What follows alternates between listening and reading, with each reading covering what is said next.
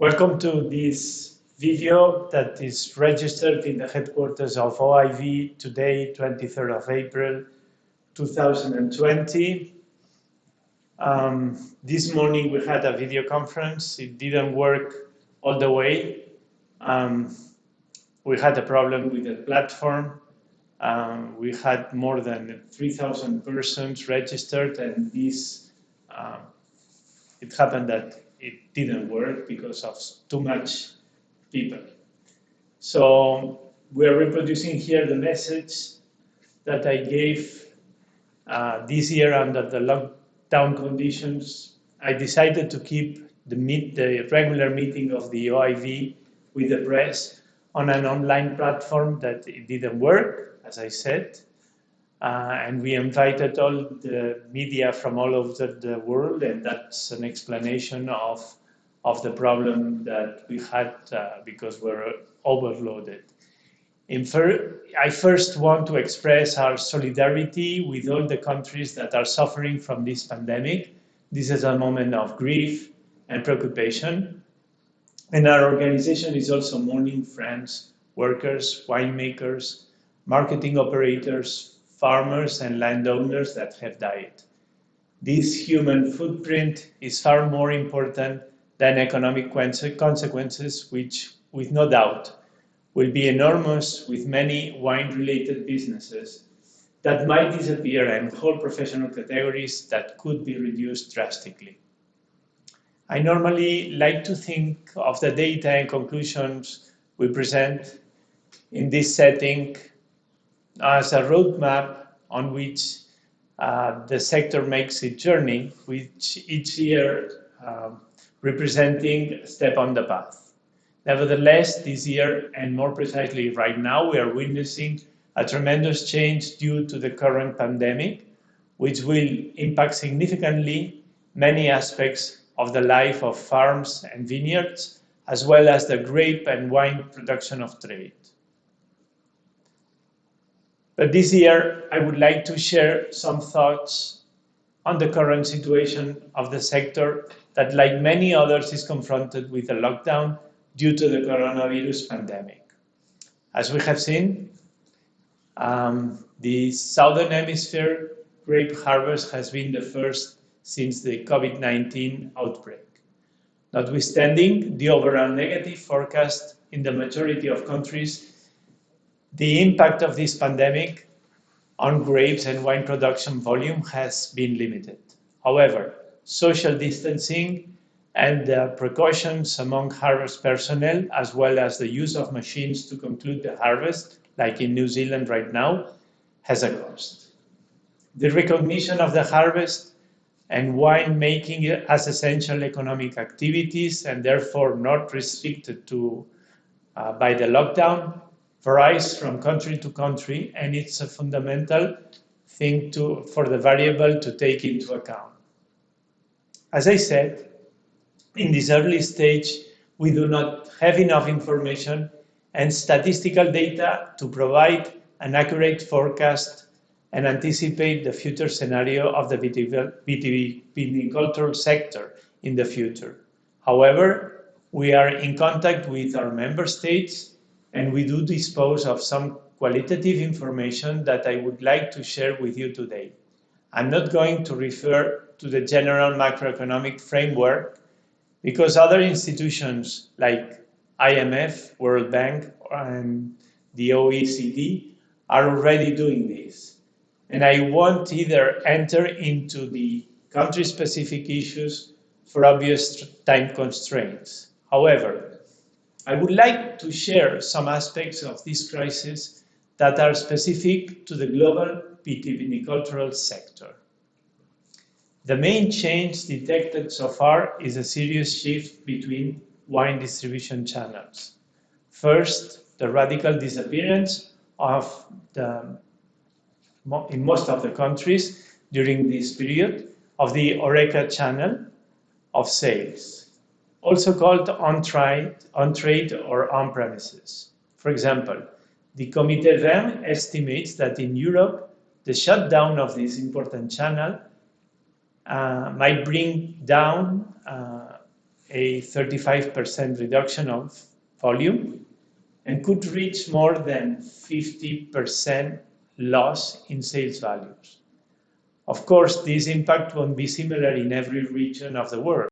For example, in Mediterranean countries, they are likely to be more affected than others because of two reasons. One, the highest incidence of bars, restaurants, and coffee terraces, and two, the radical suppression of the highly developed industry of tourism, which will be strongly limited even after the lockdown.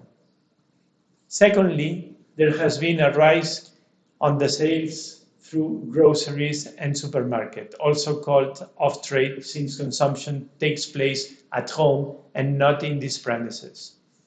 This good news, however, do not compensate at all the losses caused by the reduction of on-trade sales.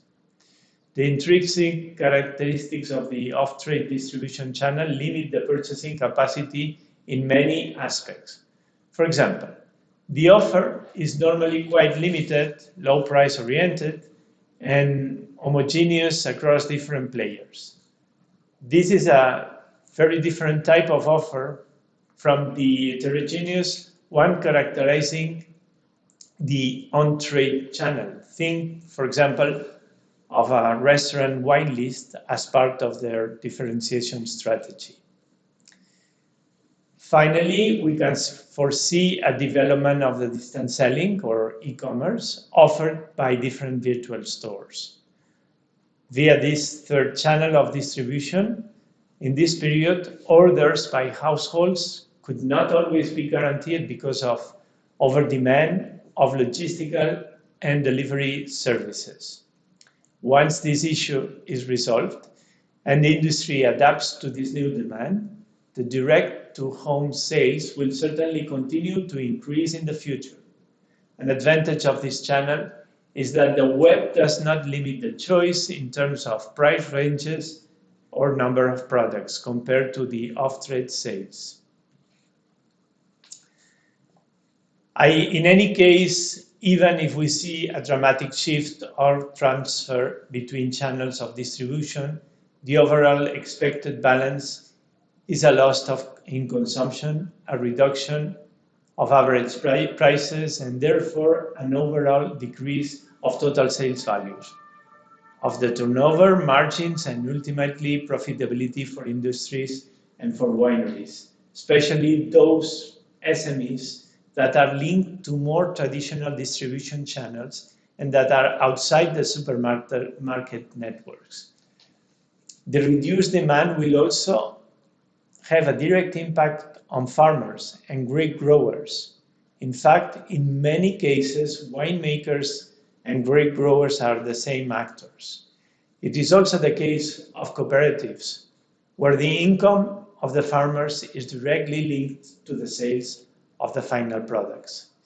In the case instead of grape growers supplying to wineries, the impact will be more indirect, but not for this reason less significant. I want also to refer to the disappearance of the airport traveling retail system and also of the limitation of the promotion actions. Those also have an impact. At this moment, everybody agrees that the lockdown has had a destructive effect, probably irreversible, unless exceptional public resources for reconstruction are forwarded. The growth reduction is comparable calculations given by the FMI to that of the end of the World War II. Under these conditions, some of the governments, especially in the countries where the impact of COVID-19 will be more important, are facing solutions similar to a post-war environment. European producers are seeking extraordinary measures like distillation or equivalent in order to maintain minimum vital subsidies to farmers. It is clear also that international commercial flows are and will be affected severely. While certain countries are starting to reopen their harbors, it is the case in China, for the near future, the scenario does not leave much space for optimism. Economies in recession are not a promising market to develop, and during this pandemic, the largest consuming countries have been the most affected. Commercial flows may recover alongside the economy, but some permanent shifts could happen. I am referring, for example, to the possibility that the two largest markets in the world, like Europe and the US, may reduce imports, while other regions less affected, or at least that they have been affected and now they are not anymore, like Asian countries, could represent a partial relief. In the short term, currency instability is another factor that will negatively affect, and it's negatively affecting right now, the international trade. Now I would like to spend a few words on certain public declarations made by several actors, referred to the sector concerned with alcoholic drinks.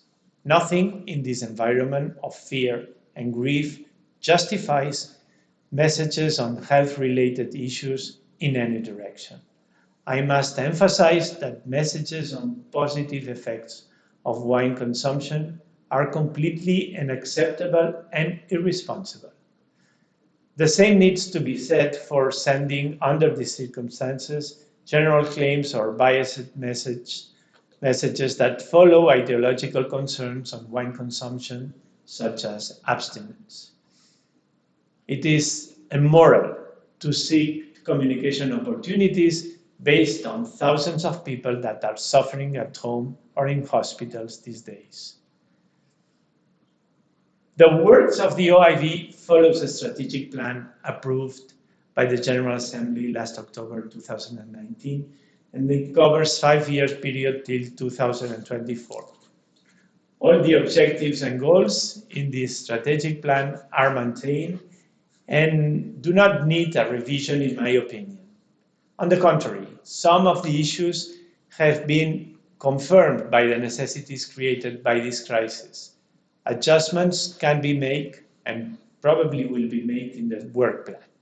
Indeed, this health crisis has confronted humanity to take seriously some problems that go beyond economy, that put serious questions on continuity of the relative importance of the human being in the globe, and how nature or distortion of the biosphere can lead into consequences in which humankind is questioned in itself for the inability to evolve towards a more responsible way of managing resources and conditions, and for a more internationalized and global but limited world. The way we are facing this crisis can also help to raise awareness to the problem of climate change. Global crises, global risks should be addressed with global capacities and intense international cooperation, especially within the scientific and technical communities. The 7.4 million hectares of vines planted on Earth only represents 0.5% of the arable surface of the world. But even with this small size, we have an intergovernmental organization, OIV, that participates in the multilateral system, contributing to the need of managing the future of the globe in the best possible way. Thank you very much.